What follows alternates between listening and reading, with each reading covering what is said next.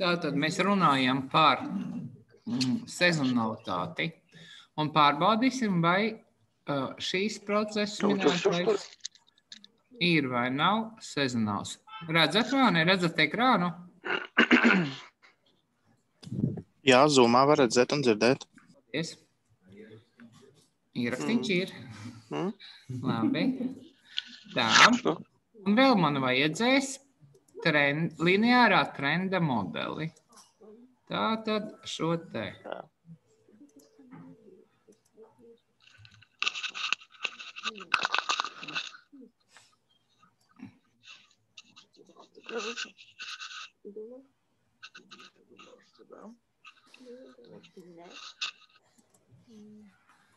Tātad man vajadzēs.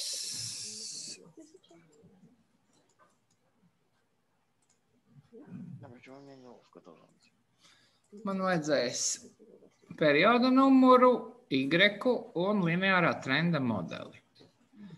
Nu, lūk. Tātad tagad jautājums. Kā tad tie dati ir bijuši sadalīti pa sezonām? Tātad sezona. Nu, tātad šis ir ceturkšņu apgrozījums. Bet viss sākās mums ar 4. ceturksnis. Un pēc tam ir 1. ceturksnis, 2. ceturksnis un tā tālāk. Tātad.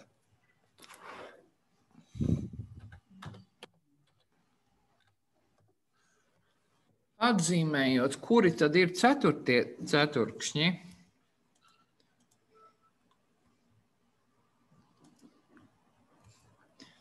Mums ir 1., 5. un acīm redzami arī prognozējamais mums ir 4. ceturksnis. Un pēc tam 1., 2., 3. un atkal 4. Tātad.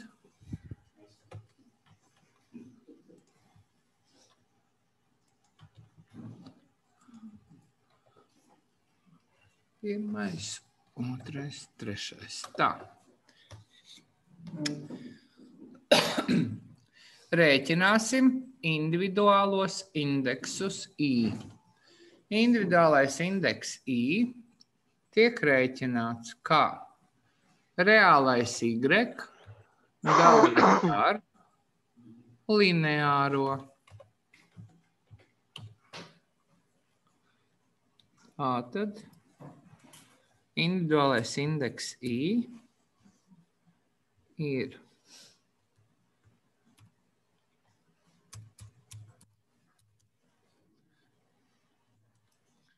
pirmajā gadījumā ir 20 dalīts ar 20,75. Nolākam uz leju.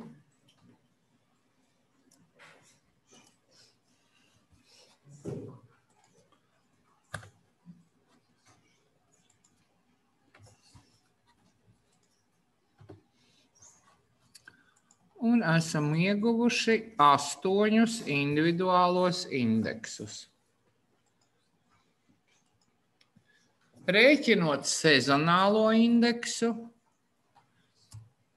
mēs rēķināsim to kā vidējo aritmētisko no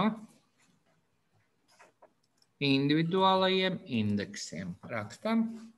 Sezonālo indeksu rēķina kā vidējo aritmētisko no individuālajiem indeksiem. Tātad. Да, у нас на удаленке учеба. Tātad mēs ņemam 4. ceturkšņa individuālo indeksu, pieskaitam klāt vēl vienu 4. ceturkšņa individuālo indeksu un dalam ar 2.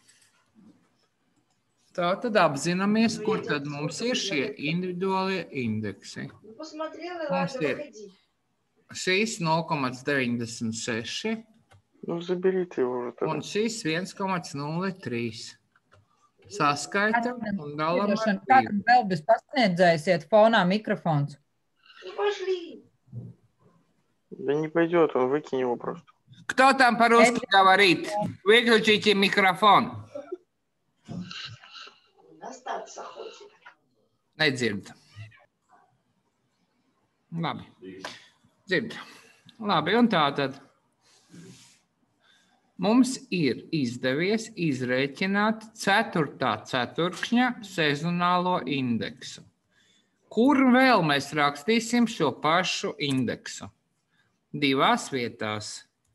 Mēs viņu rakstīsim gan šeit, kur ir 4. ceturksnis,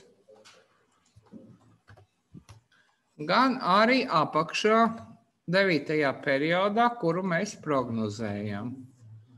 Arī tur ir 4. ceturkšņa sezonālais indeks. Vēlreiz, kā mēs viņu ieguvām? Mēs viņu ieguvām no 2 individuālajiem indeksiem. Tātad mēs ņēmām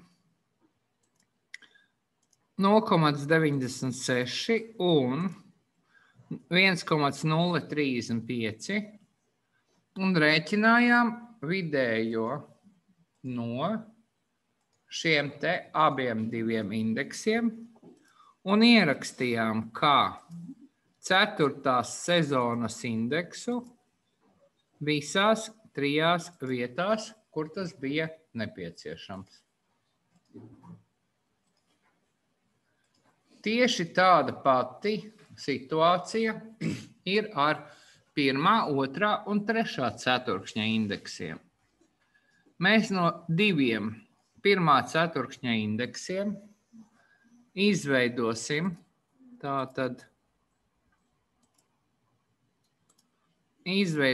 vidējo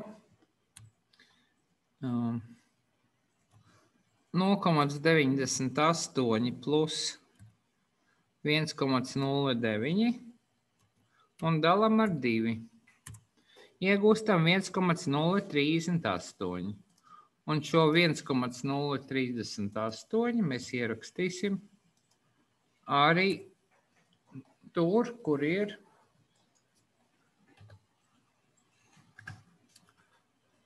tā.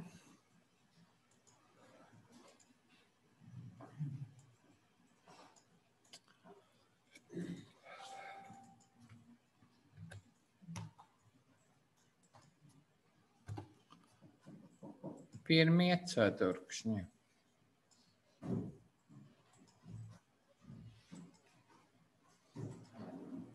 Nu, lūk. Apmēram šādi. Drīkst.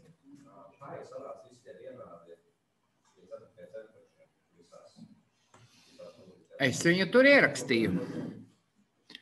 0,999 es pārrakstīju. Vēl 2 reizes.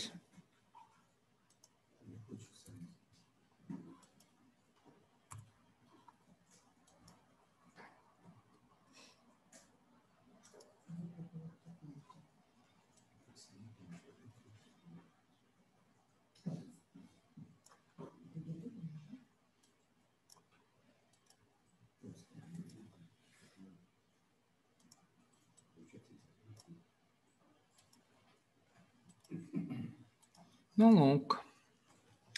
Tātad mēs esam ieguvuši sezonālos indeksus. Viņi pavisam ir 4. Katrs savam ceturksnim. 1., 2., 3. un 4.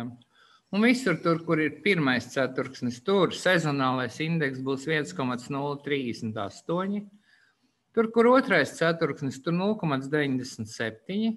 Tur, kur 3. ceturksnis 0,98 un 4. 0,99. Ja? 4 indeksi, kas visu laiku atkārtojas, jo mums ir 4 sezonas. Labi. Tātad tagad jau mēs varam sākt veidot modeli. Tātad Pasniedzējs atvainojos. Jā. Varētu lūdzu F2 parādīt, kāda formuliņa tur ir? F2? Jā. F2 ir tāpat kā F1. Mēs saskaitām Vienu uz augšu vēl tur, kur tas maigi rozā ar rozīgu oranžu tāds. Pirmā sezona. Jā. Tieši tāpat saskaitām 4. ceturkšņa individuālos indeksus un izdalam ar 2. Tātad rēķinam vidējo aritmētisko no 2 indeksiem. Paldies. Lūdzu. Еще раз.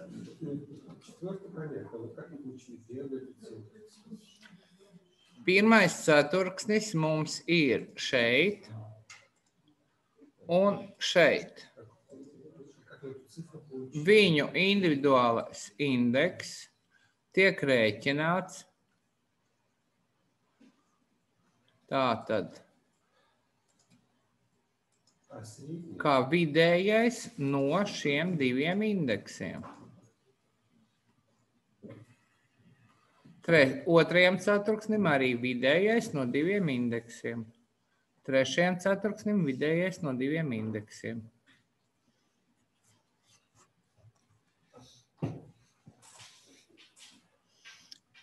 Labi, tātad sezonālais indeks ir vidējais no individuālajiem indeksiem, atbilstošais sezonai. Tā.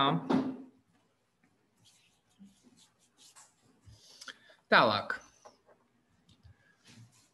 Mēs veidosim sezonālo modeli. Pavisam vienkārši. Sezonālais tiks reizināts ar lineāro modeli. Tātad Y ar vilnīti ir vienāds sezonālais reiz lineārs.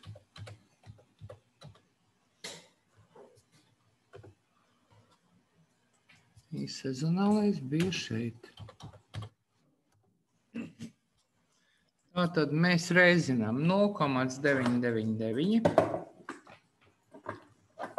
ar lineāro vērtību. Iegūstam 20,74.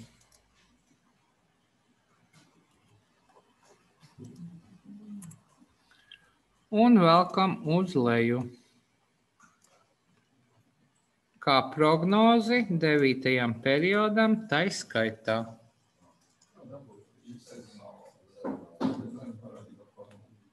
Sezonālo kā dabūja? 8. reizi.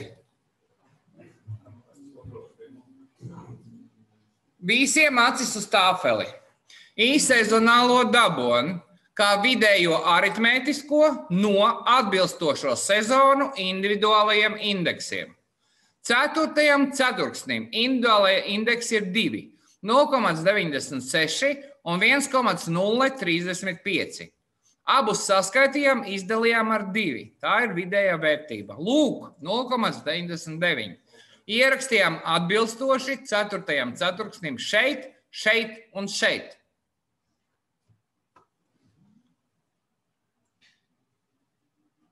Vēl jautājumu. Kāpēc pirmais tieši 4. ceturksnis? Tādi dati bija. Visi dati sākās ar to, ka kaut kāda tur gada 4. ceturksnī bija 20 miljoni. Jā. Tāpēc. Jaunais īpašnieks iegādājas uzņēmumu 4. ceturksnī. 3. ceturkšņa beigās. Tāpēc. Tā. Kādi dati ir, tādi mums ir. Labi. Tātad mēs esam izrēķinājuši sezonālo modeli. Jāpārbauda, vai sezonalitāte ir, vai sezonalitāte nav. Kā tad mēs to darīsim? Protams, ar vidējo kvadrātisko kļūdu Q, kas tiks rēķināta šim te Y ar vilnīti. Nu, ja jums vajadzētu zināt vidējās kvadrātiskās kļūdas formulu, ka no reālā y atņemam nost tikko aprēķināto un ceļam kvadrātā.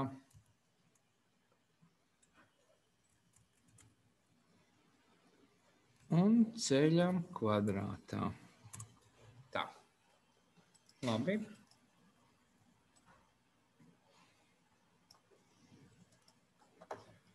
Un rēķinām vidējo no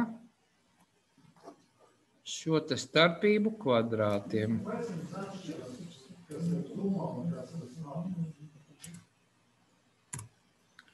Es cerēju, ka kāds no jums pienāks un hops te izrēķinās to kļūdu Q. Vai tad tas nav vienkārši? Kurš tur nevarēja saprast, kas no kā jāatņem?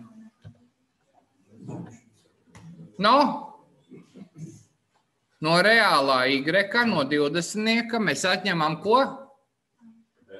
Pēdējo. Ļoti labi. Ceļam kvadrātā. To gan neaizmirstiet. Šeit tā starpība ir jāceļ kvadrātā. Novelkam līdz, kamēr mums ir reālās vērtības. Un bez tam rēķinām vidējo.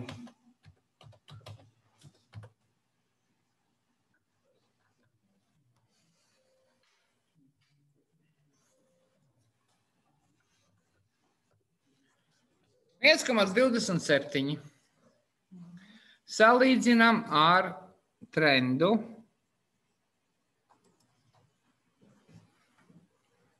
Salīdzinām savos datoros ar trenda modeļiem un viņa kļūdām.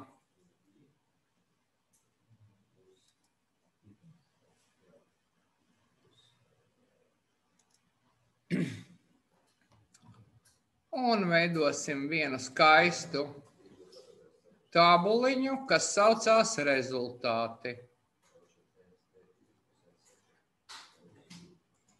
Kā nosaukt to lapu?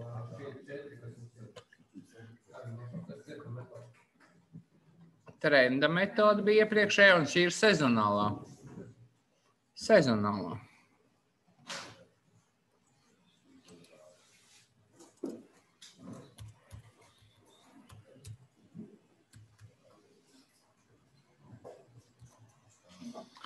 Tātad veidosim kopsavilkumu. Tātad rezultāti.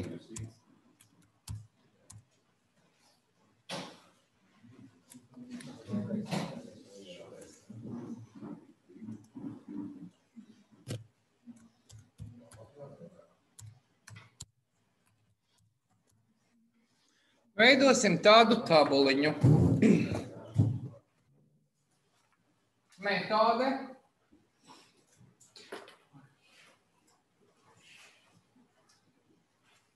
Modelis. Kļūda. Prognoze.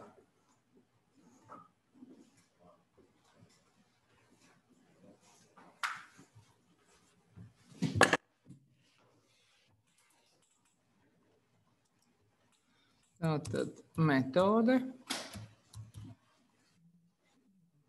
modelis, kļūda,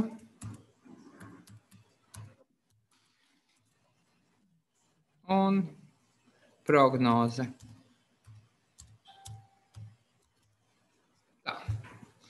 Tātad pirmā metode, ko mēs apskatījāmies, bija slīdošā vidējā.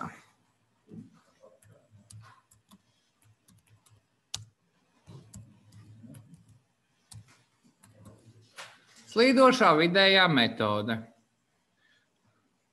Kāds bija labākais modelis, ja mēs apskatāmies slīdošo vidējo metodi? S vienāds ar 3 pareizi. Modelis ar soļa platumu 3. Viņa kļūda bija 3,68 un prognoze bija 24,333. Nākamā bija eksponenciālās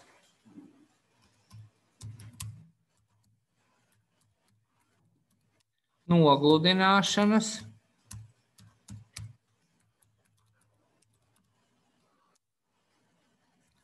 metode. Tur alfa bija 0,6 un kļūda labākā bija 4,53 un prognoze bija 23,2. Tam sekoja trenda metode. Labākais bija 4. pakāpes polinoms. Kļūda bija 1,29 un prognoze 28,09. Un pēdējā bija sezonālā.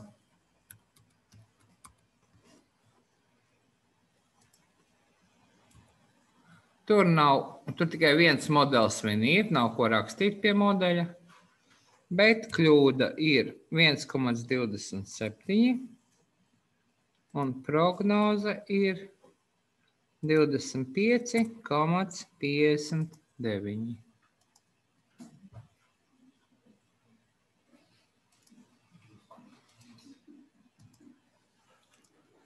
Nu tā, ceru, ka arī jūs esat aizpildījuši tabulu no tiem datiem, ko esat izrēķinājuši.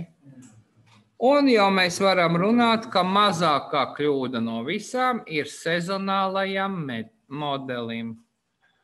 Kļūda ir 1,27 un prognoze ir 25,59 miljoni eiro 9. periodā, jeb 4. ceturksnī. Vēl vajadzētu saprast, protams, ka nebūs tieši 25,59785, droši vien, ka būs kāds intervals. Un tieši tāpēc tātad ir maza formuliņa, kur mēs varam tātad saprast, kāds mums būs intervals. Intervals mums būs prognoze mīnus kvadrātsakne no Q, kreisais intervāla galapunkts, un prognoze plus kvadrātsakne no Q, labais galapunkts.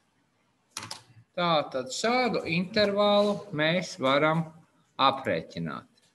Labākā prognoze mums ir sezonālajam modelim. Tātad kreisais intervāls ir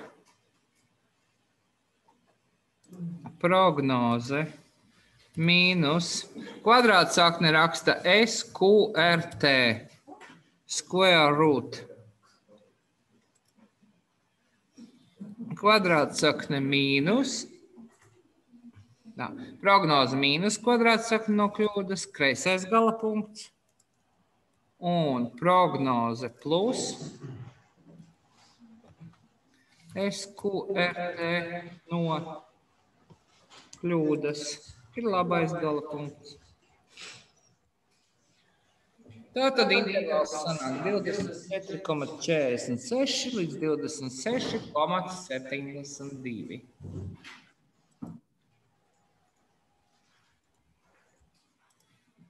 Nu, lūk, tātad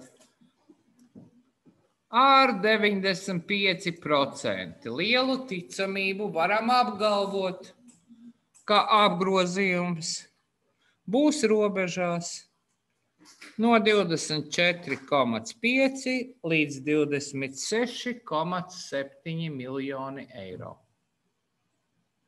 Tad, kad mēs esam aprēķinājuši. Zūmieši, lūdzu jautājumus. Tas, kas sarkanajā jums iekrāsots, es vienkārši tik ātri, diemžēl, nepaspēju uzrakstīt tur, kur ir 24. Vienkārši tos beigsies sesija, man te vēl daži vēl tikko kā mēģina pievienoties. Tā tad vēlreiz, kas tad šeit ir rakstīts? Kreisais galapunkts. Kreisais galapunkts ir prognoze, labākā prognoze. Mēs noskaidrojam, ka tas ir sezonālajam modelim. Tātad labākā prognoze mīnus kvadrātsakne no kļūdas. Un labais galapunkts tāds pats, tikai ar pluszīmi. Prognoze plus kvadrātsakne no kļūdas. Tas ir ar to sarkano, tas ir kā ar 95% lielu ticamību. Mēs varam teikt, ka nākamā perioda apgrozījums būs robežās no 24,5 līdz 26,7.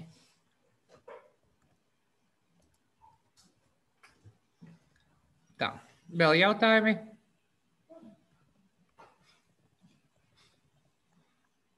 Jūs padomājat jautājums, tikmēr mēs te ar klasi pastrādāsim.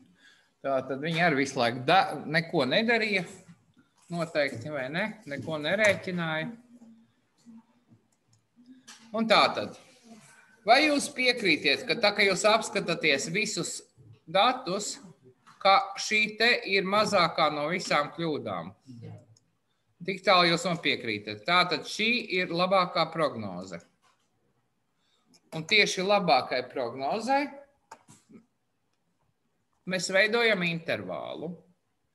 Intervāls kāds ir? Kreisā robeža, šī te prognoze mīnus SQRT, tā ir kvadrātsakne, SQRT no iekavās kļūda, iekava ciet. Tas ir kreisā robeža. Un intervāla labā robeža ir prognoze 25,59 plus SQRT no kļūdas. Lūk, arī tie skaitļi 24,5 līdz 26,7.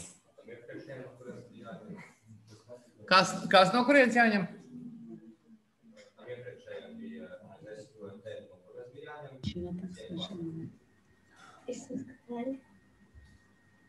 Okay. Tātad Y ar vilnīti mīnus kvadrātsakni no Q un Y ar vilnīti plus kvadrātsakni no Q. Q ir kļūda. No kurienes jāņem kļūda? Nu, kur tak viņa ir? Šitē. Y ar vilnīti rekur. Tā. Mēs esam beiguši dinamikas rindas. Mājas darbs. Pirmais uzdevums – izvēlēties dinamikas rindu ar vismaz 12 datu rindiņām. Otrais uzdevums – aprēķināt un interpretēt raksturlielumus. Par tiem mēs runājām, mēs jau runājām par to dienas pirmajā pusē.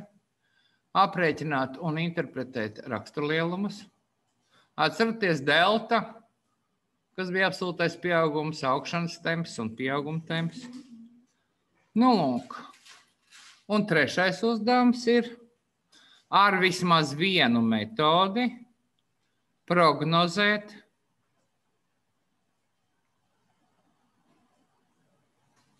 dinamikas rindas nākamo vērtību.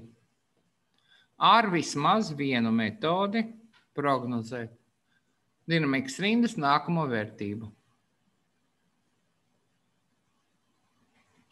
Un aprēķināt prognozes intervālu.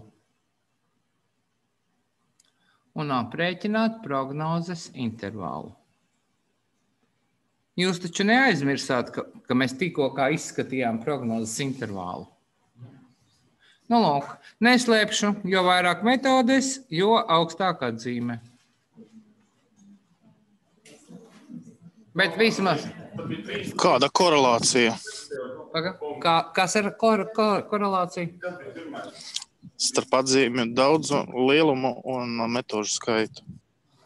Nu, 10 par 4, 8 par 2, 6 par 1. Bet tas ir maksimums, ja pareizi veikta metode. Paldies. Lūdzu. Kas bija otrais? Aprēķināt un interpretēt. Dinamikas rindas raksturlielumus. Paldies. Tas bija tas delta, lielais T un mazais T. Vēl kādu jautājumu?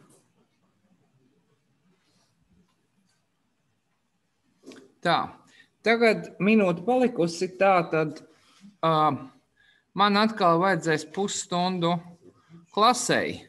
Jūs varat atkal kādu tēju iedzert, un pēc tam es pieslēgšos Zoomā un atbildēšu uz jūsu jautājumiem, ja tādi būs. Varam parunāt arī par to, ko mēs darījām vakardien un tie, kuri nebija. Ja kāds pagūs uztaisīt anketu pa pusstundu, lūdzu dariet to. Tiekamies pēc pusstundas. Tas ir 2. Visu labu. Paldies.